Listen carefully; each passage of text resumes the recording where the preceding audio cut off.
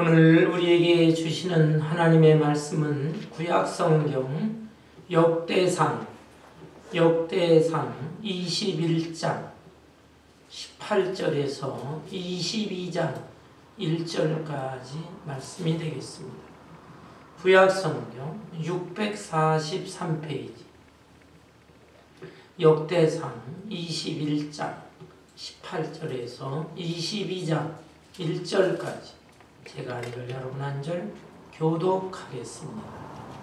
여호와의 천사가 갓에게 명령하여 다윗에게 이르시기를 다윗은 올라가서 여부수 사람 오르난의 타작마당에서 여호와를 위하여 제단을 쌓으라 하신지라. 이에 다시 하나님의 이름으로 이른 말씀대로 다윗이 올라가니 그때 오르난이 밀을 타작하다가 돌이켜 천사를 보고 오르난이 4명의 아들과 함께 숨었더니 다윗이 오르난에 나가니 오르난이 내다보다가 다윗을 보고 타작마당에서 나와 얼굴을 땅에 대고 다윗에게 절하니 다윗이 오르난에게 이르되 이 타작하는 곳을 내게 넘기라. 너는 상당한 값으로 내게 넘기라. 내가 여호와를 위하여 여기 한 제단을 쌓으리니 그리하면 전염병이 백성 중에서 그치리라 하니 오르난이 다윗에게 말하되 왕은 취하셔서 내 주 왕께서 저 뒤에 주신 대로 행하소서. 벗어서 내가 이것들을 드리나이다. 서두르는 것을 물려 버기시는 기계는 화목으로 미는 것을 물려 삼으시기 위하여 다 드리나이다. 다윗 왕이 오르난에게 이르되 그렇지 아니하다. 내가 반드시 상당한 값으로 사리라. 내가 여호와께 드리려고 내 물건을 빼앗지 아니하겠고 값 없이는 번제를 드리지도 아니하리라 하니라. 그리하여 다윗은 그 자리에서 그 새끼를 따라오르니 다윗이 거기서 여호와를 위하여 제단을 쌓고 번제와 화목제를 드려 여호와께 아뢰었더니 여호와께서 하늘에서부터 번제단 위에 불을 내려 응답하시고 여호와께서 천사를 명하시매 그가 발을 펴지게 보였다. 이때 다윗이 여호와께서 여부수 사람 오르난의 타작마당에서 응답하심을 보고 거기서 제사를 드렸으니 옛적의 모세가 광야에서 지은 여호와의 성막과 번제단이 그때의 기본 땅에 있었으나 다윗이 여호와의 천사의 칼을 두려워하여 감히 그 앞에 가서 하나님께 묻지 못하더라. 다윗이 이르되 이는 여호와 하나님의 성전이요 이는 이스라엘의 번제단이라 하였더라. 아멘. 아멘. 여러분, 성경에 등장하는 인물 중에서 그 이름이 가장 많이 언급된 사람이 누구일까요? 그 사람은 바로 다윗입니다. 다윗은 믿음의 조상이라 일컬어지는 아브라함, 또 이스라엘의 위대한 지도자 모세보다도 그 이름이 성경에 제일 많이 언급되어 있습니다. 무려 1100여 차례 이름이 기록되어 있습니다. 그만큼 다윗은 유명한 사람이고 또한 큰 영향력을 미치는 사람이다. 이렇게 볼 수가 있습니다. 그렇지만 다윗은 완벽한 사람은 아니었습니다. 우리와 성정이 똑같은 사람이에요. 그의 생애를 보면 크고 작은 실수들이 많이 있었습니다. 그 중에 가장 큰 실수, 가장 큰 잘못, 죄, 그것이 2가지가 있었는데 하나는 여러분이 잘 아는 내용입니다. 자기의 충성스러운 부하 장군 우리아라고 하는 장군, 이 장군의 부인을 자기 여자로 취해버렸습니다.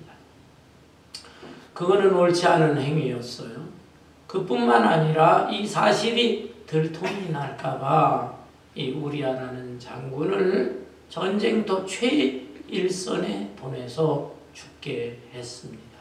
간음죄와 함께 살인죄를 범한 사람이었어요. 그러나 다윗은 이 사실이 자기에게 큰 죄를 진 것을 깨닫고 하나님 앞에 눈물로 참회 기도를 드렸습니다. 그 눈물이 침상을 적시고 또 뼈와 살이 마를 때까지 그렇게 처절할 정도로 참회 기도를 드림으로 인해서 하나님께서 용서해 주셨습니다. 그렇지만 그 후에 다윗의 왕정 말기쯤에 되어서 다윗은 또 다른 큰 죄 하나를 범했습니다. 그 죄가 뭐냐면 인구조사를 한 것입니다. 이스라엘의 인구조사를 했어요. 자기 오른팔 같은 요압이라고 하는 장군이 있었는데 그 장군을 시켜서 인구조사를 하게 했던 것입니다. 아니 인구조사하는 게 도대체 무슨 죄가 됩니까? 한국이나 미국이나 세계 대부분의 나라는 인구조사하지요. 한 10년쯤 만에 한 번씩 인구 센서스 조사를 하는 것입니다. 그걸 통해서 다 분석을 해서 거기에서 나온 정보를 가지고 나라의 정책을 세우고 또 나라의 그 미래에 대한 계획도 세우고 실시도 하고 하는 것입니다. 이것은 죄가 아니라 어찌 보면 꼭 필요한 일이라고 할 수가 있어요. 그럼에도 불구하고 다윗의 인구조사에 대해서 하나님은 크게 진노하셨습니다. 그 이유가 무엇 때문일까요? 그것은 다윗의 속마음을 하나님이 아시기 때문이었습니다. 다윗은 자기 자신을 과시하고 싶었어요. 자기가 이스라엘의 왕이 되고 그 후에 크고 작은 전쟁들이 있었어요. 이방 족속과의 싸움에서 연전연승을 했어요. 땅도 넓히고 그 이방 족속들을 이스라엘로 막 복속시키고 그리고 또 내적으로는 전임 왕, 이스라엘의 초대 왕이죠. 사울왕, 이 사울왕의 잔존 세력들이 다윗에 대해서 반기를 많이 들었지만 그것도 다 다스렸어요. 그래서 이스라엘은 아주 태평성세를 누리는 그런 나라가 되었습니다.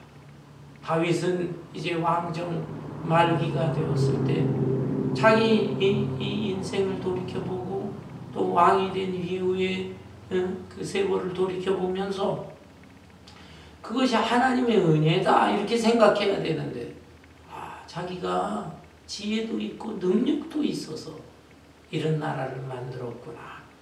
그런 교만한 마음이 마음속에서 이렇게 슬그머니 솟아나게 되었어요. 그래서 자기의 업적을 과시하려고 하는 마음이 있었고 또 앞으로 군대를 더 강하게 만들어야 되겠다. 그 인구조사를 해서 장정들을 모아 막강한 군대를 형성하고 그래서 주변에 다른 나라와 또 전쟁을 해서 나라의 영토를 드려야 되겠다. 이런 마음이 있었습니다.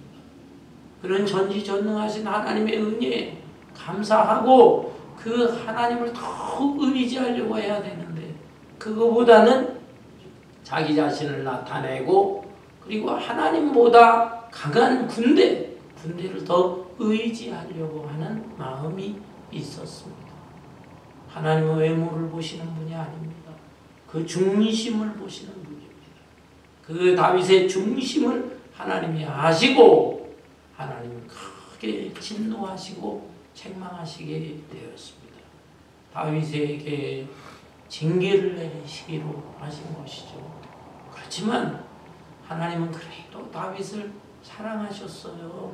그래서 하나님이 일방적으로 징계를 내리실 수가 있었지만은 다윗에게 선택의 기회를 주셨습니다. 내가 3가지 제안을 하겠노라. 하나는 앞으로 3년 동안 큰 전쟁이 일어나서 이스라엘 시달리게 될 것이다. 또 하나는 네가 3개월 정도 원수들에 의해서 쫓겨다니는 그런 비참한 신세가 될 것이다. 또한 세 번째는 이스라엘 전역에 3일 동안 전염병이 돌아서 많은 아픔과 고통을 겪게 될 것이다. 이 세 가지 제안을 하면서 다윗에게 기회를 주셨어. 셋 중에 네가 택해봐라. 다윗은 많은 고민을 했을 것입니다. 어떤 것을 택하면 좋을까? 3년 동안 전쟁이 일어난다. 기간이 너무 길어. 희생이 많이 생길 것 같아. 그래서 그건 아니다. 두 번째로 자기가 또 3개월 동안 원수들에 의해서 쫓김을 당하는 신세가 된다. 그것도 어려운 거예요. 왜냐하면 자기가 이미 과거에 경험을 했어. 왕이 되기 전에 사울왕이 자기를 그렇게 미워했잖아. 사울왕의 칼을 피해서 이리저리 약 7년여간 돌아다니는데 너무너무 고달팠어. 도망자의 신세라고 하는 것은 피곤하고 힘들고 또 자기를 추격해오는 사람에 대한 두려움도 있고, 그래서 3개월이지만 이건 아니다. 택할 수가 없었던 것입니다. 마지막으로 3일 동안의 전염병이 돈다고. 기간이 짧으니까 백성들이 고생은 하긴 해도 짧은 기간이니까 이게 그래도 낫겠지. 그래서 하나님의 세 번째 제안, 그 제안을 택하게 된 것입니다. 그렇지만 이게 웬일입니까? 3일 동안의 온역 전염병이라고 하지만은 엄청나게 무서운 전염병. 그래가지고 무려 이 기간 동안에 7만 명이 죽었습니다. 다윗은 너무 견딜 수가 없었어요. 왕으로서 고통스러웠어요. 자기의 죄 때문에 백성들이 7만 명이나 죽어가고 또 앞으로도 지금 계속 아프고 고생스러워하고 고통스러워하는 그 모습, 괴로움을 견딜 수가 없었던 것입니다. 여러분, 전염병이 얼마나 무섭습니까? 우리가 지난 한 3, 4년 동안 코로나로 인해서 굉장히 했죠. 처음에 중국에서 시작했을 때 그 뭐 별거 아닐 줄 알았습니다. 그런데 이 중국을 통해서 막 다른 나라로 막 넘어오고 그러면서 유럽 쪽에 막 얼마나 많은 사람들이 막 죽어가고, 그러다가 나중에 미국으로 건너와서 이 미국이 세계에서 제일 많은 사람들이 또 피해를 보고 죽어가고, 한국도 아주 뭐 철저하게 위생 검열을 하고 했다고 하지만 한국도 피해는 많았습니다. 굉장한 겁니다, 전염병. 근데 하나님이 이 다윗에게 징계하신 세 번째 전염병, 이건 코로나보다 더 무서웠던 것 같아요. 불과 3일이었는데 7만 명이 죽고 일반 백성들이 고통을 당하는 것입니다. 그래서 다윗은 너무너무 괴로워하면서 하나님, 어찌하여 나에게 이런 시련을 주십니까? 우리 민족을 하나님이 되고 두실 겁니까? 어떻게 하면 이 전염병 중단이 되면서 이 문제가 해결될 수 있습니까? 안타까워하면서 부르짖게 되었어. 그때 하나님께서 가시라고 하는 선지자를 통해서 하나님의 뜻을 알려주셨습니다. 그것이 오늘 본문 말씀에 나와요. 본문 18절에 보면 여호와의 천사가 가세에게 명령하여 다윗에게 이르시기를, 다윗은 올라가서 여부수 사람 오르난의 타작마당에서 여호와를 위하여 제단을 쌓으라 하신지라. 하나님의 천사가 내려와서 하나님의 뜻을 알려주었습니다.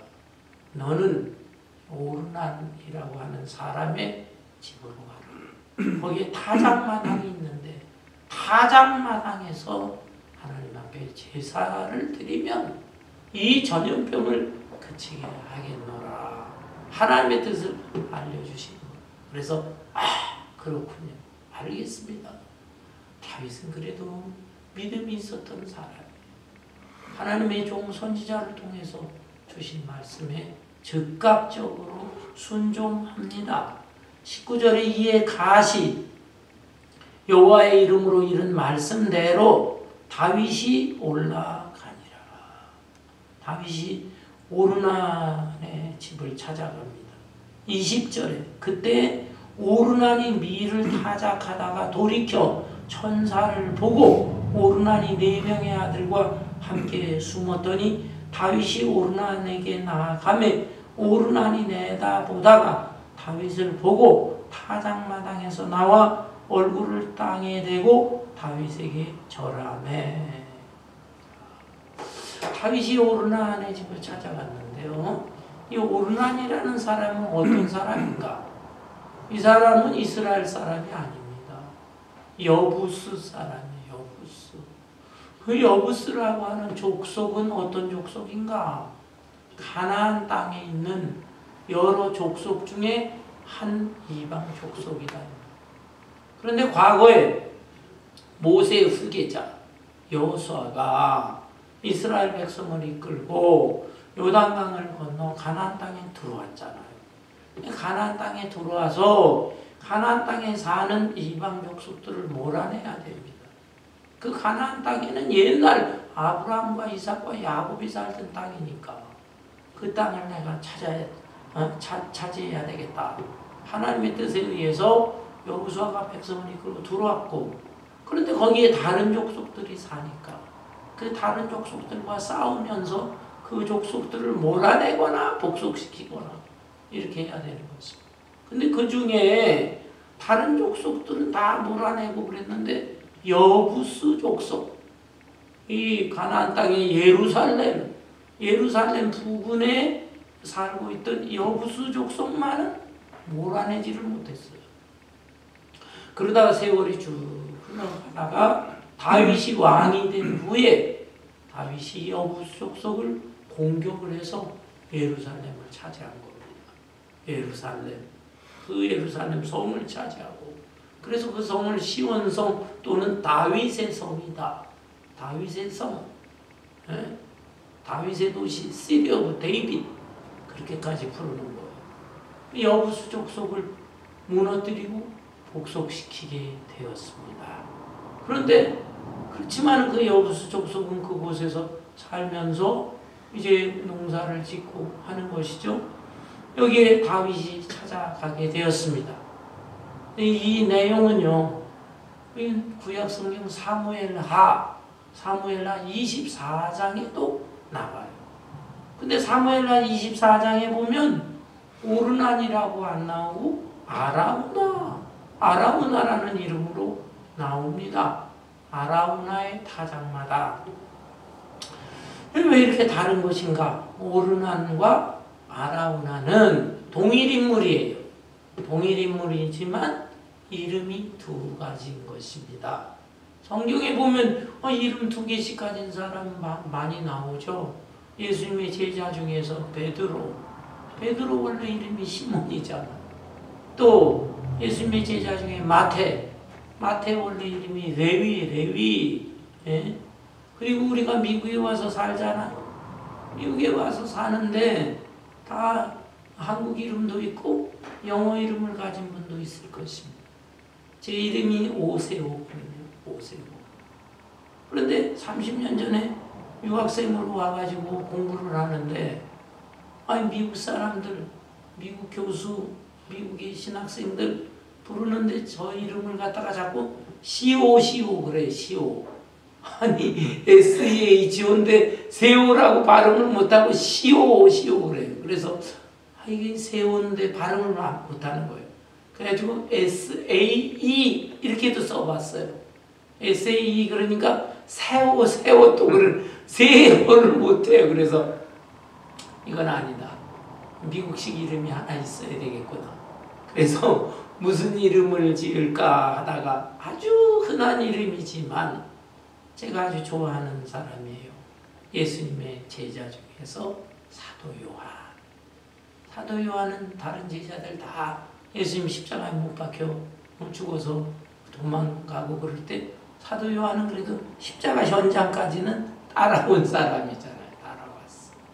그리고 또 다른 사람들이 일찍이 순교를 했는데 이 사람은 또 하나님의 뜻이 있어서 마지막까지 장수하도록 남겨두시고 요한복음, 요한일서, 요한삼서, 요한계시 그런 말씀도 쓰게 하시고 사도 요한 참 좋구나.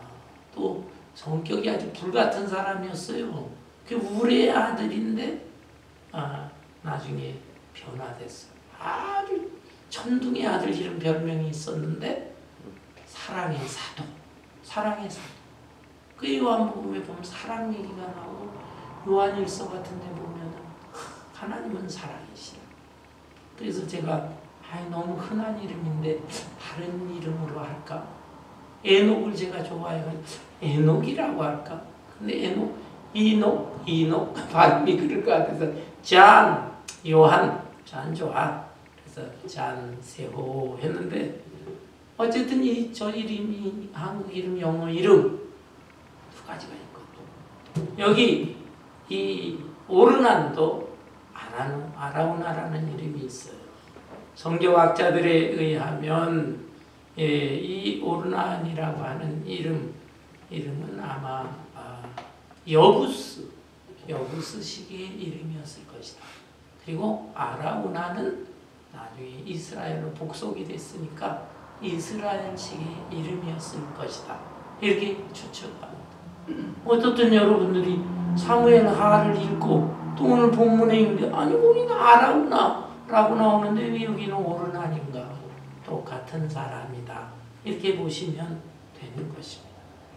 어쨌든 다윗은 이제 오르난의 집으로 행차를 했어요. 그런데 그때 오르난은 4명의 아들과 함께 타작마당에서 이 곡식을 추수하고 돌이키질을 하다가 숨었어요. 은밀한 곳으로 숨었어요. 왜 숨었냐 하면은 천사가 나타났는데 천사가 칼집에서 칼을 탁 뺀 모습으로 오르난 앞에 나타난 것입니다. 그 모습을 보니까 너무 무서웠어요. 여러분 천사는 영적인 존재입니다. 그래서 우리가 육안으로 천사를 볼 수가 없는 거예요. 그렇지만 하나님께서는 때때로 하나님의 특별한 뜻을 알려주실 때 그때 이 천사를 여러 가지 사람이라든지 다른 모습으로 우리 눈에 띌 수 있도록 보여주시는 경우가 있습니다. 그런데 이 오르난 앞에는 천사가 아름다운 모습으로 나타난 것이 아니라 아주 무시무시한 모습으로 죽음을 초래한 죽음의 천사 그런 모습으로 나타나. 그 모습을 보니까 무서워가지고 다른 은밀한 곳으로 숨었습니다. 그런데 이때 다윗이 그 집에 행차를 했어요. 이 아라우나 오르난 어디 있느냐? 오르난을 만나고 싶어. 그러니 오르난이 안 나올 수가 없잖아요. 이 다윗은 지금 정복국의 왕입니다. 정복자입니다. 그러니 숨어 있다가 나와서 머리를 조아리게 된 것입니다. 다윗은 자초지종을 얘기합니다. 지금 이스라엘 전역에 큰 재앙이 일어난 거 너도 알지 않느냐. 이 재앙을 멈추기 위해서는 내가 하나님 앞에 제단을 쌓아야 되겠다. 하나님께서는 너희 집 타작마당 여기에다가 단을 쌓도록 명령하셨다. 그러니 너희 집 마당이 타작마당이 필요하다. 그것을 나에게 팔아라. 내가 값을 주겠노라 했습니다. 그러자 이 오르난이 어떻습니까? 이 정복자가 지금 명령을 하는데 게다가 뭐 값을 흥정을 하고 이렇게 하겠습니까? 아닙니다. 왕이 필요하다고 하면 제가 그냥 드리겠습니다. 이 마당도 사용하시고 또 저희 집에서 기르는 이 소 제물로다가 사용하시고 또 이 타작하는 농기구가 있는데 이 농기구의 장작을 패가지고 번제, 화목제 이런 제사 드리는데 이 장작으로 사용하십시오. 그리고 저희 집에 있는 이 곡식, 지금 추수한 이 밀이 있는데 이거 소재로다가 제사 드리십시오. 다 그냥 드리겠나이다 대답했어요. 그렇지만은 다윗은 아니다. 값을 치르겠노라 했어요. 본문 말씀에 보세요. 22절부터 보면 다윗이 오르난에게 이르되 이 타작하는 곳을 내게 넘기라. 너는 상당한 값으로 내게 넘기라. 내가 여호와를 위하여 여기 한 제단을 쌓으리니 그리하면 전염병이 백성 중에서 그치리라 하니 오르난이 다윗에게 말하되 왕은 취하소서 내 주 왕께서 좋게 여기시는 대로 행하소서. 보소서 내가 이것들을 드리나이다. 소들은 번제물로 곡식 떠는 기계는 화목으로 밀은 또 소제물로 삼으시기 위하여 다 드리나이다 하는지라. 그냥 드리겠다 이 말이에요. 그러나 24절에 다윗 왕이 오르난에게 이르되 그렇지 아니하다. 내가 반드시 상당한 값으로 사리라. 내가 여호와께 드리려고 내 물건을 빼앗지 아니하겠고 값없이는 번제를 드리지도 아니하니라 하니라. 그리하여 다윗은 그 턱값으로 금 600세겔을 달아 오르난에게 주고, 다윗은 그것을 얼마든지 힘으로 눌러서 거저가질 수가 있었어요. 그렇지만 정당한 값을 치릅니다. 그 값이 엄청나요. 금 600세겔이라고 했습니다. 금 600세겔. 사무엘하 24장에는 금 50세겔이라고 나와요. 왜 이렇게 자꾸 사람 이름도 다르고, 아니 값의 그 돈 화폐도 다른가 의아스럽게 생각할 수 있지만, 사무엘하에 나오는 50세겔은 아마도 타작마다 그 타작마당만 가격을 매긴 것 같아요. 그리고 그저 제물이 되는 그저 소 한 마리 정도, 그런 정도. 50세겔인데 여기에 200세겔을 주었다. 이게 더 합당한 것 같습니다. 타작마당뿐만 아니라 이 아라우나의 소유물, 그걸 다 값을 매기고, 더 나아가서 이 타작마당이 있는 인근 주변의 땅, 산지거든요. 산지 이것까지를 전부 다 값을 매겨서 금 200세겔을 주었던 것 같습니다. 금 200세겔의 돈은 오늘날로 화폐가 얼마나 될까? 그거 이거 몇천 년 전 얘기인데 어떻게 값을 매길 수가 있겠어요? 근데 이 금덩어리 이걸 해가지고 제가 한참 이거 계산했습니다. 여러분들이 이야기죠. 오늘날 계산하니까 900만 불에서 한 1000만 불 정도 되더라고요. 와, 900만 불, 1000만 불의 가치를 이 다윗이 주고, 그리고 이 아라우나 오르난의 타작마당과 그 일대 주변 산지를 다 사게 된 것입니다. 값을 치렀어요. 그리고 여기에다가 제단을 쌓았습니다. 26절, 다윗이 거기서 여호와를 위하여 제단을 쌓고 번제와 화목제를 드려 여호와께 아뢰었더니 여호와께서 하늘에서부터 번제단 위에 불을 내려 응답하시고 여호와께서 천사를 명령하심에 그가 칼을 칼집에 꽂았더라. 이렇게 값을 치고 정성을 다해서 제단을 쌓았더니 하늘에서 응답이 내려왔습니다. 불이 내려와서 제물을 다 태우고, 또 그 여호와의 천사, 죽음의 천사라고 할 수 있는 그 천사가 칼을 도로 칼집에다가 꽂게 되었다. 이건 뭘 의미합니까? 하나님이 다윗의 이 제사를 받으신 거예요. 그리고 이제 이스라엘에 대한 재앙을 그치겠노라 하신 것입니다. 온용이 끝이었어요. 그래서 여기 28절부터 보면 이때 다윗이 여호와께서 여부수 사람 오르난의 타작마당에서 응답하심을 보고 거기서 제사를 드렸으니 옛적에 모세가 광야에서 지은 여호와의 성막과 번제단이 그때 기브온 산당에 있었으나 다윗이 여호와의 천사의 칼을 두려워하여 감히 그 앞에 가서 하나님께 묻지 못하더라. 예, 다윗은 이때 하나님의 응답하심을 보고 그 이후로 하나님 앞에 제사를 드릴 때에는 바로 이 장소, 오르난의 타작마당 이 장소에서 제 예배를 드렸다라는 것입니다. 그때 성막은 솔직히 기브온이라고 하는 다른 곳에 있었지만 그곳에 있는 것보다 거기서 하나님 앞에 제사를 드리는 것보다는 바로 이 장소가 하나님께서 원하시는 장소구나.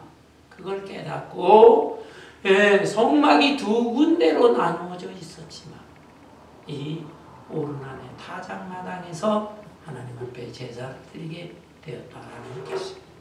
여러분 이 사건 이걸 통해서 우리가 받을 수 있는 교훈이 무엇일까라는 것입니다. 여러분 이 오르난의 타작마당은 역사적으로 쭉 거슬러 올라가 보면 창세기에 아브라함 있잖아요. 아브라함이 하나님께서 100세에 낳은 이삭 너의 그 소중한 아들 이삭이 아마 20세 전후가 되었을 텐데 그렇게 자라난 그 이삭을 나에게 제물로 바치라. 하나님께서 이건 도저히 인간의 생각으로 이해할 수 없는 그런 명령을 내리셨어. 아브라함도 많이 고민했겠지만 하나님의 뜻이 있겠거니 하면서 아들 이삭을 데리고 자기 목숨보다도 귀한 아들 이삭을 데리고 모리아산까지 가서 거기서 제물로 바치려고 했습니다. 그런데 하나님께서 아서라 아브라함이 칼을 들고 이삭을 제물로 잡아서 드리려고 했겠지. 아서라 너의 믿음을 내가 보았느니라 하시고 따로 준비해 놓으신 수양 양 한 마리가 있었어. 숯불에 매어져 있는 양 한 마리 그걸 갖다 대신 바치도록 하신 것입니다. 바로 그 자리 그 장소 그 모리아산의 제단 그 장소가 바로 이 오르난의 타작마당과 똑같은 장소라고 하는 것이에요.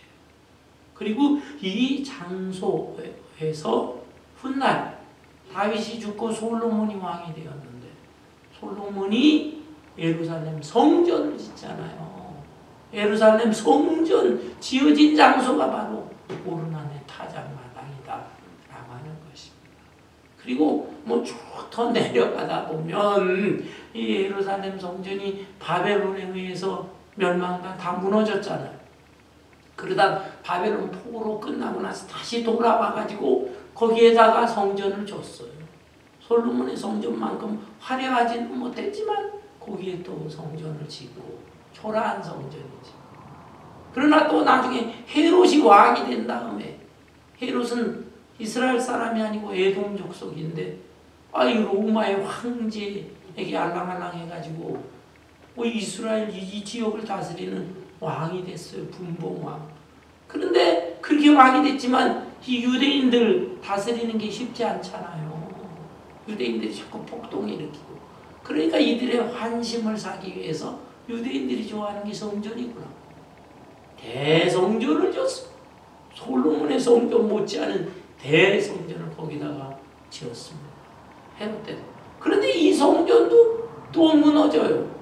왜? AD 70년 예수님이 하늘로 승천하시고 나서 한 40여 년쯤 됐을 때 이 로마가 이스라엘 식민지지만 제대로 자기 말을 듣지 않는다. 그래가지고 아예 그냥 티투스라고 하는 디도, 한국말 디도 장군이 군사를 이끌고 쳐들어와가지고 아예 쑥대밭을 만들고 그때 그냥 예루살렘 성전이 무너지고 한쪽만 요만큼 남았어. 한쪽 담만 남았어. 담만. 그래서 그 담을 통곡의 담이라고 하죠. 유대인들은 언젠가 거기에 다시 그 엄청난 대성전을 지어버리라. 그러면서 그날이 오게 해주세요. 근데 그날이 달이 아직도 안 옵니다. 안 오는 정도가 아니라요. 2000년 역사 쭉 역사를 보는데 한 600여 년 그때 됐을 때 이슬람이 막 거기 쳐들어와 가지고 이슬람이 그 지역을 다 차지했어요. 그리고 바로 모리아의 제단, 이 오르난의 타작마다, 그리고 솔로몬의 대성전, 스룹바벨 성전, 헤롯 대성전이 있었던 예루살렘 성전, 그 자리에다가 이슬람의 회교도 사원, 이슬람 사원을 거기다 진 겁니다. 그것도 어마어마해. 그 이슬람 사원이 도움으로 되어 있는데 도움에다 황금을 입혔어요. 여러분 TV라든지 가끔 사진에 보면 예루살렘에 있는 이슬람 대사원 황금 도움 사원이 나옵니다. 그걸 얼마나 그냥 이스라엘 지금 유대인들이 정말 분이 나겠습니까? 하나님의 거룩한 성전이 세워질 자리에 이슬람 성전, 이슬람의 그 선지자라고 할 수 있는 마호메트가 그 자리에서 또 승천했다고 그래요. 그 자리에서. 그러니까 그 이슬람은 거기 성지라 그걸 세우는. 저걸 차지해야 되겠는데 이스라엘이 왜 차지를 못하고 있습니까? 무력으로 막 공격하고 그러면은요 3차 대전이 일어나. 전 세계 이슬람이 가만 안 해. 대전쟁이 일어나니까 지금 미국도 그렇고 다른 자제시키는 거죠. 그렇지만은 언젠가는 저걸 차지해야지.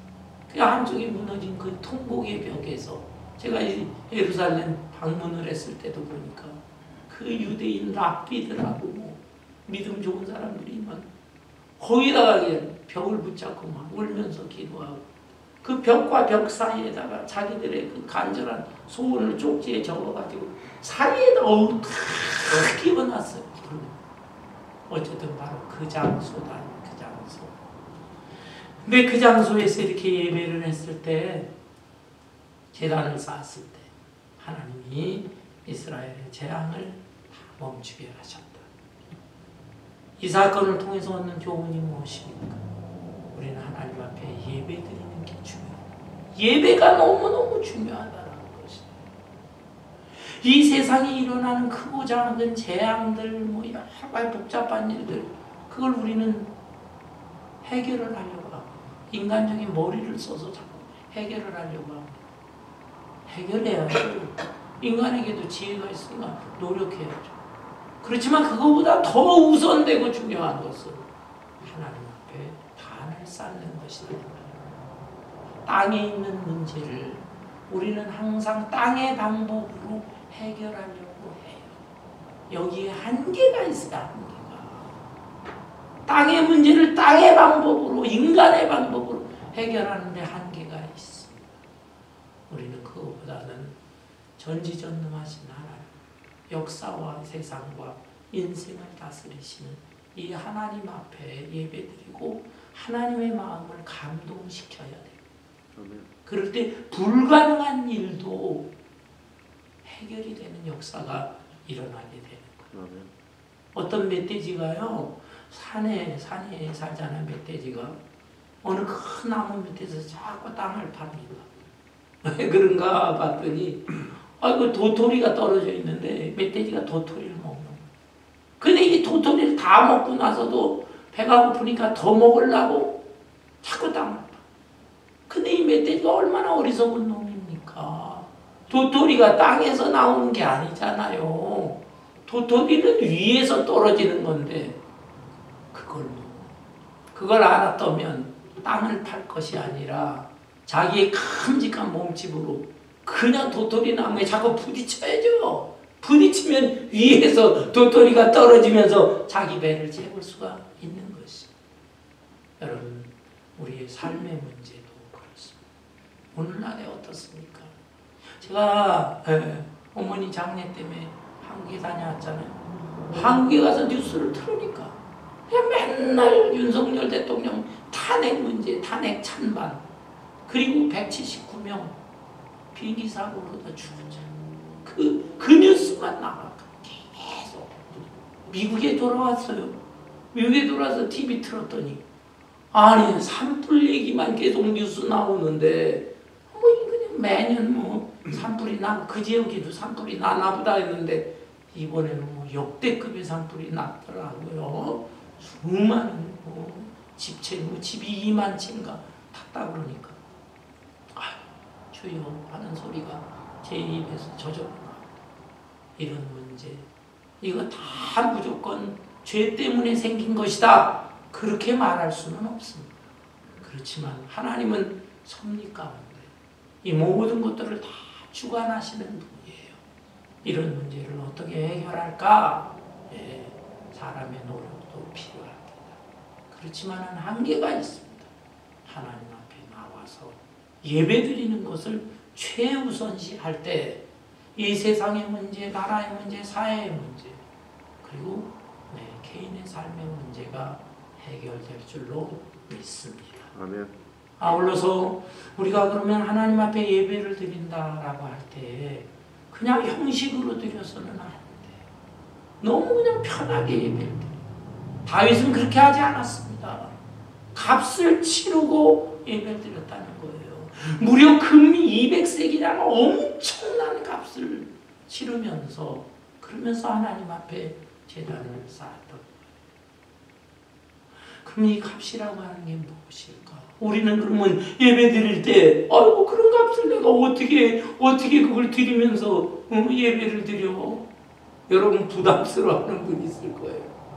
그 값은 이미 치렀어. 누가 치렀어? 예수님이 치렀어.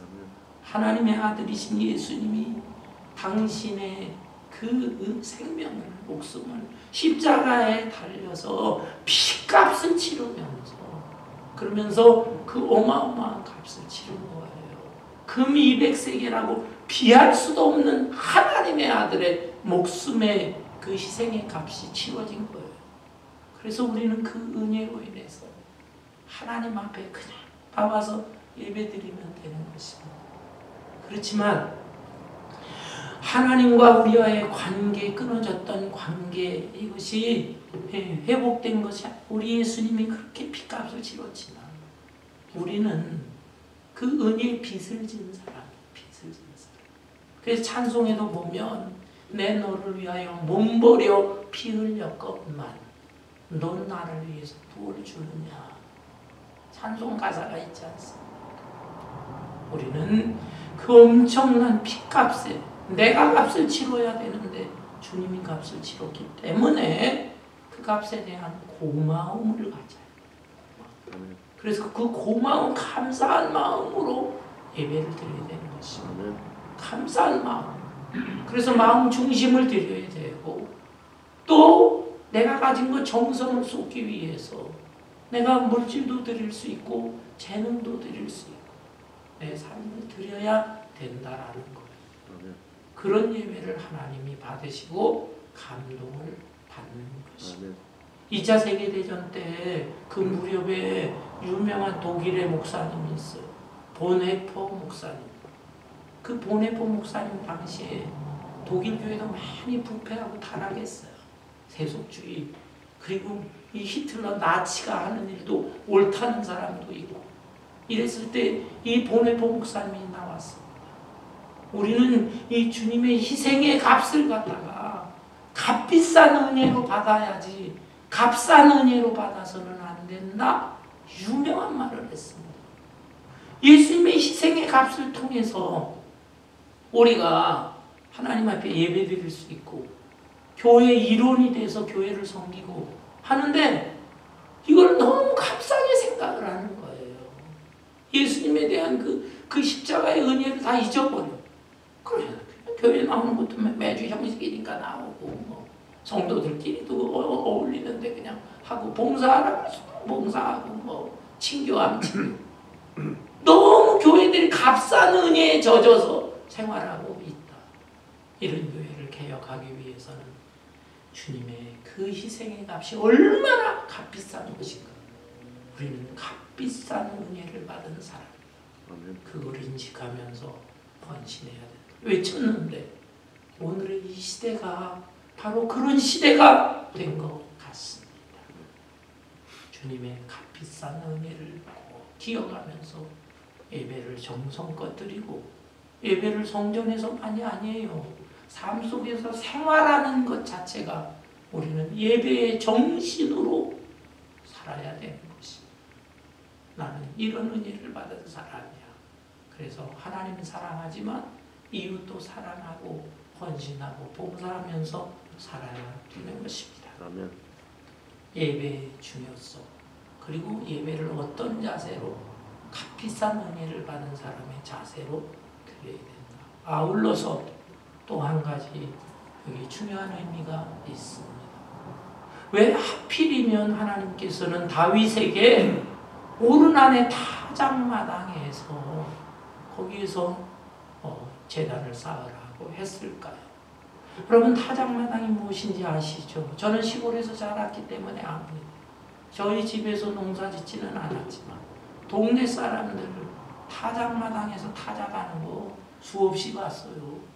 마당에다가 멍석을 깔아놔요. 그래도 벼나 보리나 밀이나 이 곡식 수확한 걸 놓으면 그 다음에 이 도리깨지라는 게 도리깨지를 탁탁 칩니다. 혼자서 힘들면은 또 장정들이 둘이서 엇갈아 가면서 치는데 기가 막혀요. 어떤 경우에는 세 사람인데 박자가 딱딱 맞아. 이 사람 치고 그 사람 치고 그 사람 치고. 그러면은 그 껍데기 있는 것들이 다 얻어맞으면서 다 까지고 고기에 알이 남고 껍데기는 또 벗어지고. 그럼 거기에 그 바람개비 풍차 같은 게 있어. 그걸 휘 큰 선풍기 같은 거 돌리면 그 껍데기가 날아갑니다.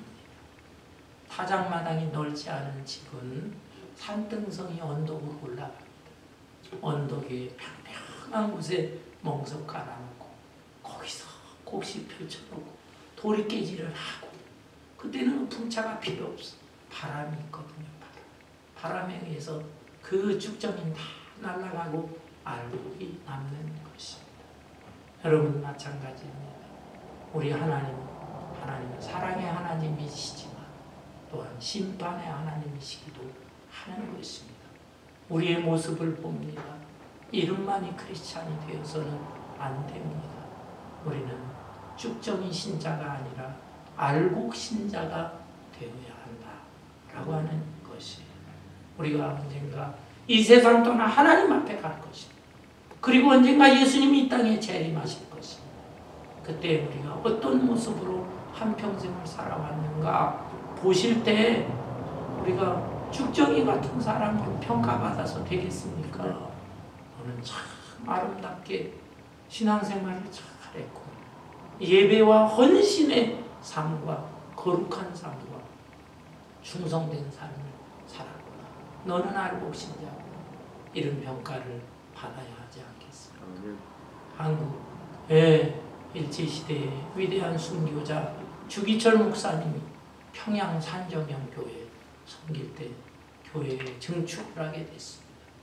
교회를 증축하고 건축을 하고 간절히 기도를 올렸습니다. 하나님이여, 이 성전에 많은 사람들이 오기를 원합니다.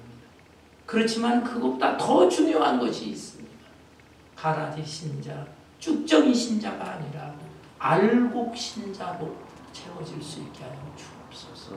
그렇게 기도했다고 합니다. 우리 모두 이 어려운 시대, 점점 마지막 때의 징조가 더 뚜렷하게 나타나는 이 시대를 살아갈 때에 정말 예배 잘 드리고 헌신의 삶을 살고, 그래서 주님 앞에 알곡 신자로 인정을 받을 수 있는 저와 여러분 되시기를 주님의 이름으로 축원합니다. 찬송